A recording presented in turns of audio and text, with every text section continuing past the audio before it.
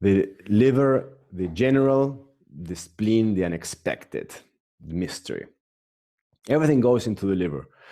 That's why it's a center for action and distribution and immediate requirements and needs. The body recruits the liver both at the level of the physiology as at the level of the energetics. And the spleen is the deep feeling. In Eastern thought, the spleen transforms the food and helps to create energy from it.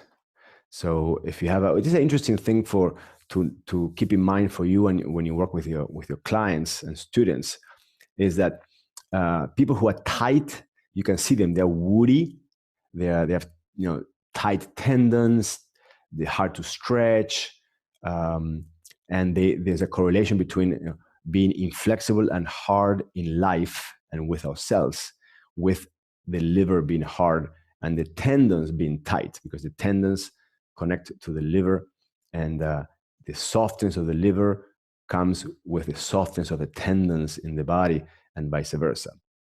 And so that's a nice thing to pay attention to as you observe, as be coach, the observation of your client. Are they woody, or are they seem to be spleen deficient? So the spleen deficient is a heaviness, and it comes with a lot of worry and thinking, or not good food, and then the spleen energy gets congested and low. And what happens when we wake up in the morning? It's hard to get going, hard to lift the muscles. There's a heaviness in the muscles. A nice buoyant spleen allows us to face mystery and unexpected in a fluid way, and that comes together with more bouncy muscles, right? Because we need that state of the muscles to face fluidly the unexpected. So you get to see how there's a very neat correlation between states of the body physically and physiologically and states of energy. And that is very reflected in this zone here of the middle. There's two sides, the assertiveness of the liver and the sobriety of the spleen. The assertiveness of the right tempered by the sobriety of the left. The two sides of confidence, and that gives forth to a nice projection of the solar plexus, projection of the energy, and projection of the receptivity. So if you look at the physical body, you get this kind of like, let me just show you in the next photograph. Here we have a view of the zone at the level of the organs. We saw before the rib cage and the muscles that form the house of the vital centers, and now you have a view of the inside of the organs themselves. And you see here on the left of the image, but this of course is the right side, which is the liver, a view of the organ. Beautiful liver, shiny and smooth, a very healthy liver, and just tiny, a little bit showing up here in the lower, this green, that's the gallbladder.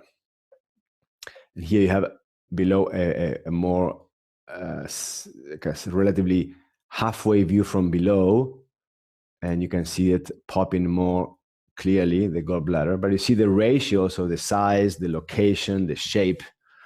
And here on the right side, a clear view from below, and you can see the full organ of the gallbladder. And it's coming here, and this here is a view of the pancreas on the right. Of course, this is the left of the body, but you can get to see a feeling of the size and the shape, and how they're both connecting here. The gallbladder comes down, and the tubes of the gallbladder connect to the tubes of the pancreas. And what's interesting here, and you can see this, if you draw a midline, so this is the midline of the body.